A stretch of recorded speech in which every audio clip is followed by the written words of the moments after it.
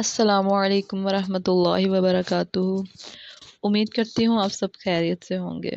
جی، میں نے last video میں آپ کو مخارج کی تعریف اور حروف تہجی کے بارے میں بتایا تھا، تو اس ویڈیو میں میں آپ کو مخارج کی تفصیل سے ادائیگی اور اس کے نام بتاؤں گی۔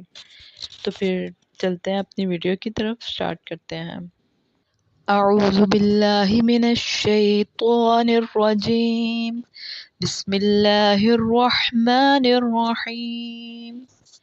الصلاۃ والسلام علیک یا رسول اللہ وعلی آلک و اصحابک یا حبیب اللہ۔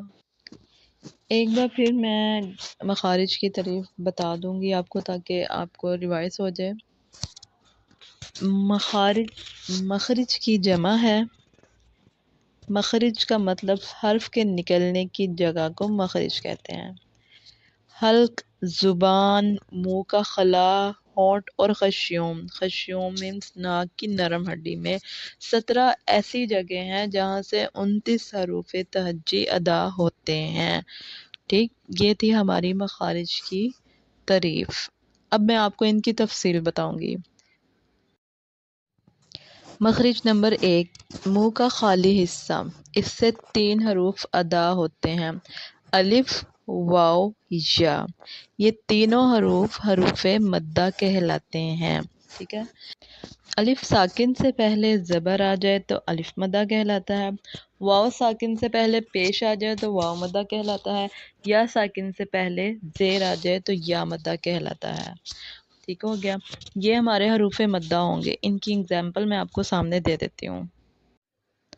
مخرج نمبر 2، مخرج نمبر 3 اور مخرج نمبر 4، ان تینوں کو ملا کے یہ ہمارے بنتے ہیں حروف حلقی۔ ٹھیک ہے، سب سے پہلے ہم اگر مخرج نمبر 2 کی بات کریں گے تو اس کا نام ہے اقصائے حلق، یعنی حلق کا آخری حصہ جو سینے کی طرف سے ہو، یہاں سے 2 حروف ادا ہوتے ہیں، حمزہ، ہا۔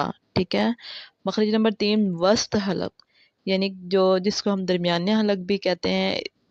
تو وسط حلق کی ڈیفینیشن ہے یعنی حلق کا درمیانی حصہ، یہاں سے بھی 2 حروف ادا ہوتے ہیں، عین، ہا۔ مخرج نمبر 4 ادنائے حلق، یعنی حلق کا وہ حصہ جو منہ کی طرف والا ہو، یہاں سے بھی 2 حروف ادا ہوتے ہیں، وہ ہوتے ہیں غین، خا۔ میں اس کی اگزامپل ساتھ ساتھ اس لیے دے رہی ہوں تاکہ آپ کو کسی قسم کی پرابلم نہ ہو، آپ کو ایزیلی سب بات سمجھ آ جائے۔ اور اگر اس کے علاوہ بھی آپ کو کوئی پرابلم ہو، کوئی مسئلہ ہو تو آپ مجھے کمنٹ میں ضرور پوچھ سکتے ہیں۔ ٹھیک ہے، اب ہم بات کرتے ہیں مخرج نمبر 5 کی۔ یہ 6 حروف جو ہیں ان کو حروف حلقی کہا جاتا ہے۔ مخرج نمبر 5، حروف لہاتیہ۔ ٹھیک ہے، قاف اور کاف۔ ٹھیک ہے، زبان کی جڑ جب کوے کو قریب سے نرم تالو سے لگے تو قاف ادا ہوتا ہے، قاف، موٹا قاف جو 2۔ مخرج نمبر 7 ہے حروف شجریہ، شین، جیم، یا۔ زبان کا درمیانی حصہ اور اس کے مقابل اوپر کا تالو۔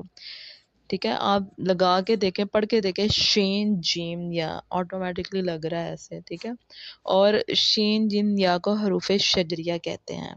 مخرج نمبر 8 حروف حافیہ، یہ ہے ضاد۔ یہاں پہ اب ہمیں کچھ داڑوں کا بھی پتہ لگے گا، تو میں اس کے نام آپ کو سامنے بتا دیتی ہوں اور دکھا بھی دیتی ہوں۔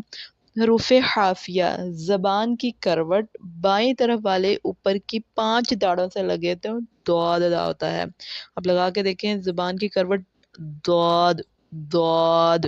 ٹھیک ہو گیا، مخرج نمبر 9، 10 اور 11، یہ ہے لام، نون اور را، ان کو کہتے ہیں حروف طرفیہ۔ ٹھیک ہے، یہ بھی تینوں ایک ہی جگہ سے تقریباً جو ہے وہ ادا ہوتے ہیں، لیکن ان میں بھی تھوڑی تھوڑی جو ہے وہ ڈیفرنس آئے گا، کہیں پر داڑ پہ ہماری زبان لگتی ہے، کہیں پر مسوڑوں کے ساتھ لگتی ہے۔ تو چلیں حروف طرفیہ کی میں بتاتی ہوں آپ کو ادائیگی۔ سب سے پہلے ہم لام کی ادائیگی بتائیں گے۔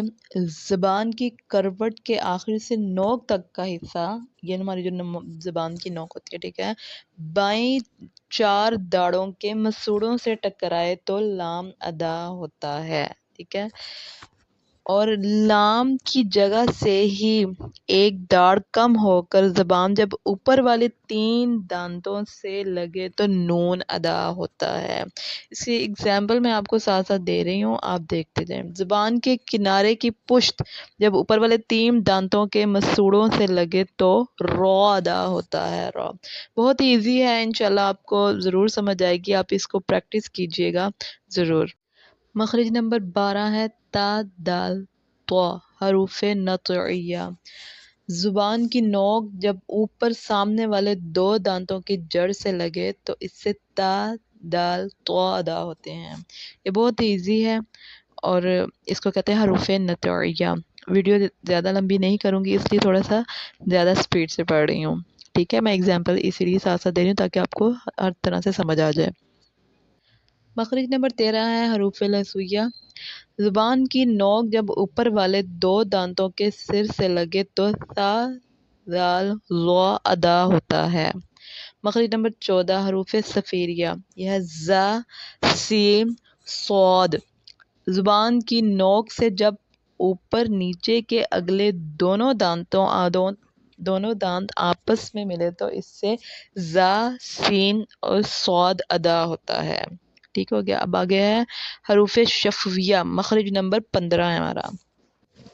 مخرج نمبر 15 جو ہے وہ ہمارا حروف شفویہ ہے اور وہ ہمارے ہونٹوں سے ادا ہوتے ہیں، ٹھیک ہے۔ ان میں سب سے پہلے ہے اوپر والے 2 دانتوں کا سر اور نیچے کے ہونٹ کا اندرونی حصہ آپس میں ملے تو فا ادا ہوتا ہے، ٹھیک ہو گیا، فا ادا ہوتا ہے۔ مخرج نمبر 16 یہ حروف شفویہ ہی ہیں، دونوں ہونٹوں سے ادا ہونے والے حروف، ٹھیک ہے۔ اوپر والا خشک ہونٹ نیچے گیلے ہونٹ سے لگے تو با ادا ہوتا ہے، ٹھیک ہے۔ اسی طرح دونوں ہونٹوں کے خشک حصے آپس میں ملے تو میم ادا ہوتا ہے، میم، ٹھیک ہے۔ اور ہونٹوں کو گول کرنے سے واو ادا ہوتا ہے، دونوں ہونٹوں کو ہم گول کریں گے تو واو۔ مخرج نمبر جو 17 ہے وہ ہے خشیوم، ٹھیک ہے۔ خشیوم کا مطلب ہوتا ہے ناک کی نرم ہڈی، یعنی کہ ناک کا باؤنسر جہاں پر ہماری نرم ہڈی ہماری سٹارٹنگ ہوتی ہے ناک کی ہڈی کی، اسے باؤنسا بھی کہتے ہیں اور نرم ہڈی بھی کہتے ہیں، وہاں سے غنہ ادا ہوتا ہے۔ اور وہ حروف خشیوم کون سے ہیں؟ وہ ہے نون اور میم۔ میں نے ان کی ادائیگی آپ کو پہلے پیچھے بتا دیا، لیکن یہ دونوں جب اکٹھے یا الگ الگ بھی قرآن پاک میں آئے تو یہاں پر غنہ ہوتا ہے۔ اور غنہ کس کو کہتے ہیں؟ یہ جو ہے ناک میں آواز کو چھپانے کو غنہ کہتے ہیں، ٹھیک ہے۔ تھوڑی دیر ٹھہر کو آواز کو چھپانا ہے، وہ غنہ کہلائے گا۔